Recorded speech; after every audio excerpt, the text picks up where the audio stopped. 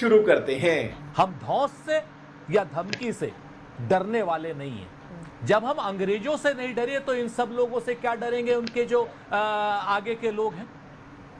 हम यहां पर पूरे सम्मान के साथ, पूरे विश्वास के साथ, पूरे सबूतों के साथ आपके सामने फैक्ट रख रहे हैं, और उन फैक्टों से घबरा करके चुनाव आयोग ये कह रहा है कि आप ऑन एफिडेविट दीजिए, इस पर भी सोचेंगे। लेकिन क्या प्रतिपक्ष के नेता का काम एफिडेविट देना है? अच्छा, नहीं। क्यों नहीं देगा भाई? प्रतिपक्ष के नेता का काम है कि एक विधानसभा के चुनाव में एक क्या नाम पर्टिकुलर लोकसभा की कंस्टिट्यूएंसी में जहां हम हर जगह से चुनाव जीते और एक विधानसभा में हम आकर के 1,02,000 से चुनाव हार गए और जिसमें 6 प्रकार की हमने गड़बड़ियां पाई, उसका जांच करना तो चुनाव आयोग का काम है। ठीक है। और हम तो कहते हैं कि क्या चुनाव आयोग मान रहा है एसआईआर के नाम पर कि हम लोगों ने गलत वोटिंग कराई है, नरेंद्र मोदी जी फर्जी वोटों से चुने हुए प्रधानमंत्री हैं? क्या नरेंद्र मोदी जी की सरकार इस्तीफा देगी? अगर एसआईआर इस तरीके से आप करा रहे हैं और आप कह रहे हैं कि राहुल गांधी के आरोप की वजह से हम एसआईआर करा रहे हैं, तो नरेंद्र मोदी जी की सरकार को बर्खास्त कीजिए, हटा दीजिए उनकी सरकार को। हम बिल्कुल मान लेंगे, पूरी तरीके से एसआईआर को मान लेंगे। एसआईआर में हम क्या कह रहे हैं? एसआईआर में हम समय की बात कर रहे हैं, नंबर 1। नंबर 2 बात कर रहे हैं राशन कार्ड और आधार कार्ड को जोड़ने की। हाँ। इन 2 चीजों को अगर आप जोड़ देते हैं, इसका विरोध तो हम बेंगलोर में भी नहीं कर रहे, इसका विरोध तो महाराष्ट्र में भी नहीं कर रहे। तो हाँ। हमारा ये कहना है कि फर्जी वोटों से अगर कोई सरकार चुनी गई है चित्रा जी, तो उसको आप हटवाएंगी या नहीं हटवाएंगी, और उसको हटवाने में क्या चित्रा त्रिपाठी हमारी मदद करेंगी? हमें आपसे मदद की उम्मीद है। के शर्मा जी, आप जवाब दीजिए। अभी मदद है भाई, अभी मदद है। जिस एटम बम का वो जिक्र बार बार कर रहे थे, आज वो एटम बम फोड़ दिया गया है और ये कहा गया है चुनाव आयोग फ्रॉड कर रहा है। के शर्मा जी, क्या है इस पर जवाब आपका?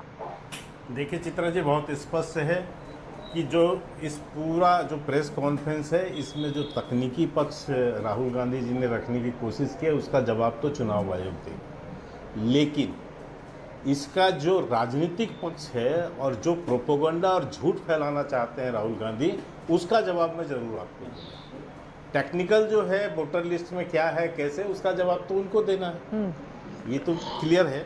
दूसरी बात, ये जो खोल रहे हैं, ये लगातार पिछले 1 साल से इनकी आदत बनी हुई है। जब से ये चुनाव हार रहे हैं, तब से पहले ईवीएम पर आरोप लगा, फिर काउंटिंग पे लगा, फिर पिछले 6 महीने से हम कंटिन्यू राहुल गांधी को देख रहे हैं। आज बार बार महाराष्ट्र में, अब मुझे आश्चर्य है कि इनको कौन सी स्कूल से गणित पढ़ के आए हैं या इनकी मेमोरी क्या है।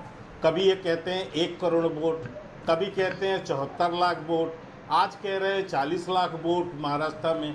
अरे भैया, एक जगह टिक जाओ। तो जब से पैदा हुए हैं तब से वो ख्वाब देख रहे हैं कि देश के प्रधानमंत्री वही हैं, ख्वाब में ही तो जीते हैं बेचारे। इसके अलावा क्या है उनके पास?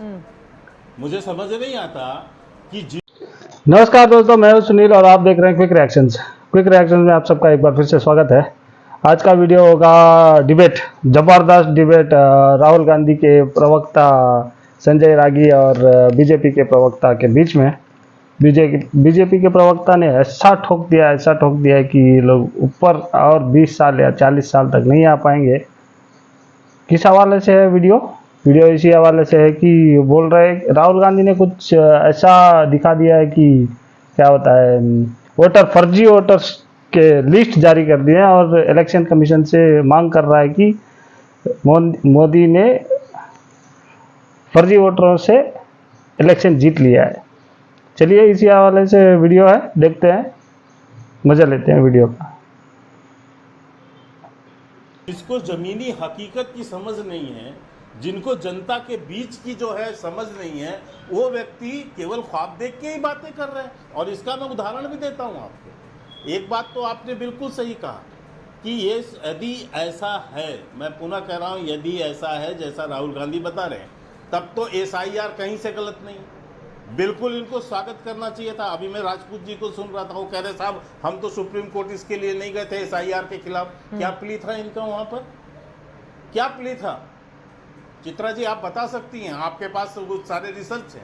ये एसआईआर रुकवाने ही गए थे, इनका जो उसमें प्रार्थना यही था वो तो सुप्रीम कोर्ट ने जब डिस्कशन वहां बहस हुई तब जाकर ये चेंज हुए। ठीक है। तो ये तो कह रहे थे एसआईआर की क्या जरूरत। दूसरी बात मैं पूछना चाहता हूँ चित्रा जी, एक बहुत टेक्निकल प्रश्न मैं रखना चाहता हूँ।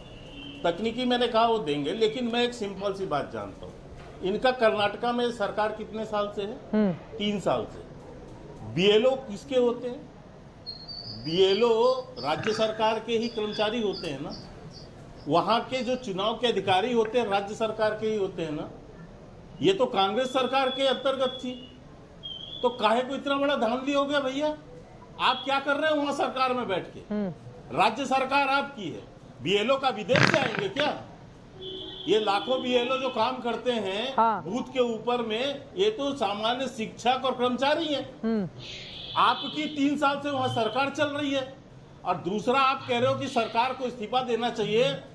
केवल मोदी जी की सरकार दे, आप दे के दिखाओ ना, राहुल गांधी को बोलो दे अपने राज्यसभा के लोकसभा सांसद से। ये बात है। कहते हैं कि प्रतिपक्ष का नेता ठीक है। जो है एफिडेविट नहीं देगा। हाँ। वो देश के कानून से ऊपर है क्या? ठीक है, इसका भी अभी जवाब जो है राज- Correct. सुप्रीम कोर्ट ने हाँ। उनके भारतीय होने पर भी एक तरह से प्रश्न चिन्ह लगा दिया है। ऐसा है। व्यक्ति जो झूठ बोल रहा है लगातार, उससे शपथ न मांगा जाए तो क्या मांगा जाए? ठीक है, तो शपथ पत्र देने के लिए क्या इसको देश का सबसे बड़ा न्यायालय यह कह रहा है कि एक सच्चा भारतीय ऐसा बयान नहीं दे सकता इस तरह का।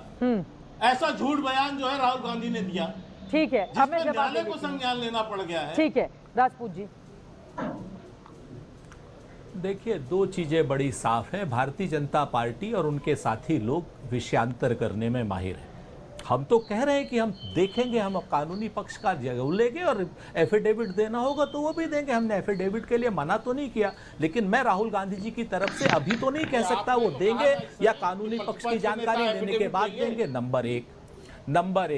नंबर 2, अब चित्रा जी, मैं बड़े ध्यान से सुन रहा था के शर्मा जी। हाँ, नहीं बोलेंगे, बोलिए, बाकी लोग भी हैं हमारे साथ। ऐसा मत करिए। ठीक है, बोलिए बोलिए, नहीं बोलेंगे वो। के भाई, आप तो भले इंसान हैं, आप भी लोकतंत्र के रक्षक हैं, आपको भी सच बात यह है कि यहाँ पर प्रश्न ये नहीं है कि राहुल गांधी जी इस्तीफा दें।